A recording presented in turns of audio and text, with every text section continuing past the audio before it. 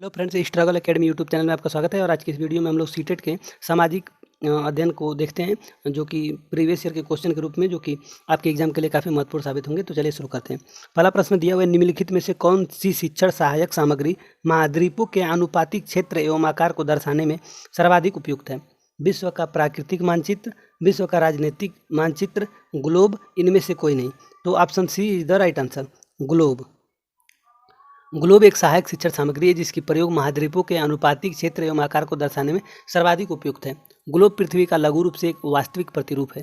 Globe पर देशों, महादेशों एवं महाद्वीपों, महासागरों के सही आकार को दिखाया जाता है। भौतिक मानचित्र वो मानचित्र होते हैं जो पृथ्वी की प्राकृतिक विशेषताओं को दर्शाते हैं, जैसे पर्वत, पठार, मैदान, महासागर, नदियाँ इत्यादि। आगे देखते हैं अगले प्रश्न को। भूगोल शिक्षण की उपयुक्त विधि है वार्तालाप विधि, भ्रमण विधि, कहानी विधि, इनमें से कोई नहीं। तो option B is the right answer, भ्रमण विधि।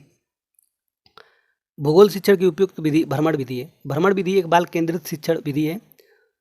इस विधि में छात्र हमेशा सक्रिय रहते हैं। भ्रमण विधि द्वारा बालक विषय वस्तु का अवलोकन करते हैं। इस विधि में बच्चों में अवलोकन, कल्पना, तर्क, टिप्पणी, निरीक्षण क्षमता जैसे कौशल का विकास होता है।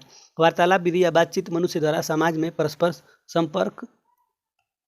संपर्क करने का एक बहुपक्षीय एवं स्वाभाविक माध्यम है। इससे मनुष्य अपने विचारों का आदान प्रदान करता है। कहानी कथन विधि की बात करते हैं तो यह सामाजिक अध्ययन शिक्षण की एक महत्वपूर्ण विधि है। इस माध्यम से शिक्षक छात्रों को ध्यान अपनी ओर आकर्षित करने के लिए इस विधि का प्रयोग करता है। यह विधि कहानी विधि जो है यह मनोवैज्ञानिक विधि है। क्या है? मनोवैज्ञानिक विधि। आगे देखते हैं। वही बात करते हैं, भ्रमण विधि के जनक कौन है? तो इसके जनक पेस्टोलॉजी हैं। पेस्टोलॉजी।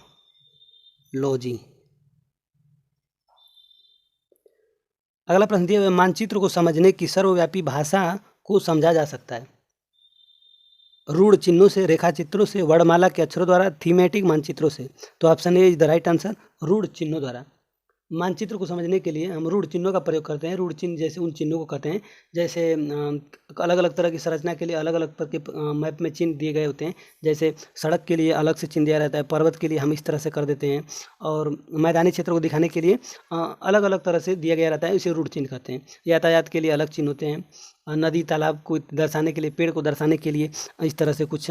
तो ये इन सब चिन्हों को हम लोग रूढ़ चिन्ह के नाम से जानते हैं। आगे देखते हैं। यू आकार की घाटी का निर्माण होता है नदी द्वारा, हिमनद द्वारा, हिमनद यानी बर्फ से, बर्फ या ग्लेशियर, वाइंड यानी पवन द्वारा, सी वेव यानी सागरीय तरंगों द्वारा। तो option B is the right answer, U आकार की घाटी हिमनद द्वारा यानी ग्लेशियरों से निर्माण होता है। ऊंचाई पर स्थित हिमानियों के पार्श्व अपरदन के कारण इस प्रकार की घाटी का निर्माण होता है। इस घाटी का निर्माण अपरदन के कारण होता है। यानी अपरदन का मतलब जो हिमनद होती हैं, जो बर्फ़ की पानी जो एक बह के जो पिघल के आती है, उसे काट छाट के यू आकार की घाटी का निर्माण करती हैं। देख सकते हैं यू शेप वैली किस प्रकार की होती है, इस तरह से। वही बात करते हैं वी आकार की घाटी, वी शेप की वैली। वी आकार की घाटी पर्वतीय क्षेत्रों में पाई जाती है। वी आकार घाटी निचला भाग वितरित समोच्च रेखाओं द्वारा दिखाया जाता है, जो आसपास स्थित होते हैं तथा जिनके सर्वोच्च का मान कम होता है। बाहर की ओर स्थित समोच्च मान रेखाओं का एक समान रूप से बढ़ता है। तो ये भी आकार की घाटी हो गई। आगे देखते हैं। वाटरफॉल, किसी नदी तल पर काफ़ी ऊंचाई से पानी का ऊर्ध्वाधर गिरना जलप्रपात कहलाता है। वहीं बात करते हैं रैपिड, कभी कभी जलप्रपात सोपानी धारा के रूप में गिरता है, जिसे रैपिड कहते हैं, आगे देखते हैं। ऑस्ट्रेलिया की राजधानी है? तो बहुत ही बेसिक सा प्रश्न है। ऑस्ट्रेलिया की राजधानी Canberra. Option A is the right answer. अन्य राजधानियों को देखते हैं जो कि आपके एग्जाम में, वैसे राजधानी बहुत रेयर चांस में सीटेट में पूछा जाता है। यूपी टेट में अधिकतर ये सब राजधानी के बारे में पूछ लिया जाता है। तो देख लेते हैं। न्यूजीलैंड की राजधानी वेलिंगटन, यहाँ पे डॉलर चलता है। टोंगा का नू को आलाफा पोंग यहाँ की मुद्रा है। वानाआतू का पोर्ट विला वातू यहाँ की मुद्रा है। पापुआ न्यू गिनी का पोर्ट मेरेस्वी कीना। पलाऊ का अरुलमडू यूएसए डॉलर। डोमिनियन गणतंत्र सेंट डेमिगो पीसो यहाँ पे चलती है। और एंटोगुआ बरबुडा का सेंट जॉन्स कोलन यहाँ की मुद्रा है। अब प्यूटोरिको का सान जुआन, जहाँ पे डॉलर चलता है। वहीं हैती की बात करते हैं तो पोर्ट ओ प्रिंस, यहाँ पे गोल्डे नाम की करेंसी चलाई जाती है। आगे देखते हैं, दीन ए इलाही की स्थापना किसने की थी? हुमायूं, मोहम्मद गजनवी, अकबर, शेरशाह सूरी। तो option C is the right answer, Akbar के द्वारा दीन ए इलाही की स्थापना की गई थी। इसकी स्थापना 1582 ईस्वी में की गई। विभिन्न धर्मों के बीच मतभेद की खाई को भरने के लिए यह दीन ए इलाही चलाया गया। यह एक ईश्वर में विश्वास करता था। इसमें सभी धर्मों के अच्छे तत्व समाहित थे। हुमायूं ने दीन पनाह नगर की स्थापना की थी। हुमायूं की बात करते हैं तो इसने दीन पनाह नगर की स्थापना की थी। हुमायूंनामा की रचना गुलबदन बेगम ने की थी। हुमायूंनामा एक पुस्तक है जिसकी रचना गुलबदन बेगम ने की थी। गुलबदन बेगम ने की थी। महमूद गजनवी ने भारतीय आक्रमण का मुख्य उद्देश्य धन की प्राप्ति था। वह मूर्ति भंजन आक्रमणकारी था। इसने सबसे चर्चित आक्रमण 1025 के रूप में देखा जाता है, जो कि सोमनाथ मंदिर का आक्रमण था। शेर शाह का मकबरा सासाराम में, रोहतासगढ़ का किला ए कोहना नामक मस्जिद का निर्माण शेर शाह सूरी के द्वारा किया गया था। आगे देखते हैं, ह्वेन-त्सांग किसके शासनकाल में भारत आया था? तो option C is the right answer, Harshavardhana. Hiuen Tsang Harshavardhana के शासनकाल में भारत आया था। यह 629 से लेकर लगभग 645 ईस्वी के बीच में भारत आया। यह नालंदा विश्वविद्यालय में अध्ययन करने तथा बौद्ध ग्रंथों का एकत्र करके ले जाने के लिए आया था। इसका भ्रमण वृत्तांत को CQ की के नाम से जाना जाता है। फाहियान गुप्त नरेश चंद्रगुप्त द्वितीय के दरबार में आया था। यह अपने विवरण में मध्य प्रदेश की जनता को सुखी एवं समृद्ध बताया। आगे देखते हैं, निम्नलिखित बादशाहों में से किसे कलंदर कहा गया? हुमायूं, बाबर, अकबर, शाहजहां। तो बाबर को कलंदर कहा गया। बाबर का जन्म 1483 में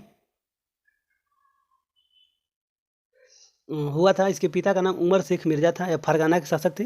बाबर ने ही मुगल की स्थापना की। बाबर ने बादशाह की उपाधि धारण की।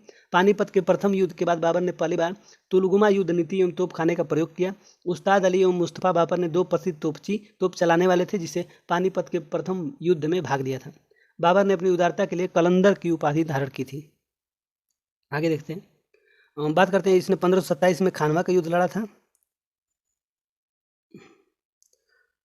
वही बात करते हैं 1528 में चंदेरी का युद्ध और 1529 में घग्घर का युद्ध। आगे देखते हैं, बंगाल का विभाजन करने वाले गवर्नर जनरल था? तो लॉर्ड कर्जन। बंगाल का विभाजन करने वाला गवर्नर जनरल लॉर्ड कर्जन था। कर्जन ने 19 जुलाई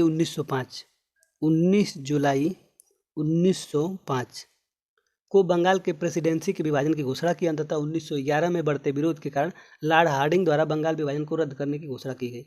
लॉर्ड कैनिंग के समय सबसे महत्वपूर्ण घटना 1857 की क्रांति थी। लॉर्ड मिंटो के समय में अलग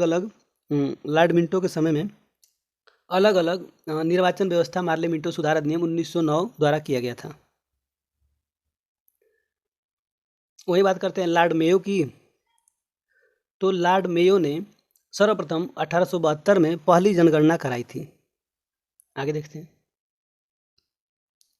कुंवर सिंह किस राज्य के जमींदार थे? जगदीशपुर, बैरकपुर, अवध, बिठूर। तो option A is the right answer, Jagdishpur के जमींदार थे। 1857 क्रांति में जगदीशपुर, बैरकपुर, अवध, बिठूर का कुछ न कुछ अपना एक महत्व था। जैसे जगदीशपुर का नेतृत्व कुंवर सिंह ने किया। 1857 का क्रांति का तात्कालिक गाय और सुअर की चर्बी लगे कारतूस थे। 29 मार्च 1857 को मंगल पांडे नामक एक सैनिक को गाय की चर्बी मिले कारतूसों को मुंह से काटने को स्पष्ट मना कर दिया। और 10 मई 1857 ईस्वी के दिन मेरठ की पैदल टुकड़ी 20 नेटिव इन्फेंट्री से 1857 की क्रांति की शुरुआत हुई। दिल्ली का नेतृत्व बहादुर शाह जफर और लखनऊ का नेतृत्व बेगम हजरत महल के द्वारा किया जा रहा था। 1857 ईस्वी की क्रांति के सबसे समय भारत का गवर्नर जनरल लॉर्ड कैनिंग थे। वही बात करते हैं, उस समय इंग्लैंड के प्रधानमंत्री पॉम स्ट्रॉन थे।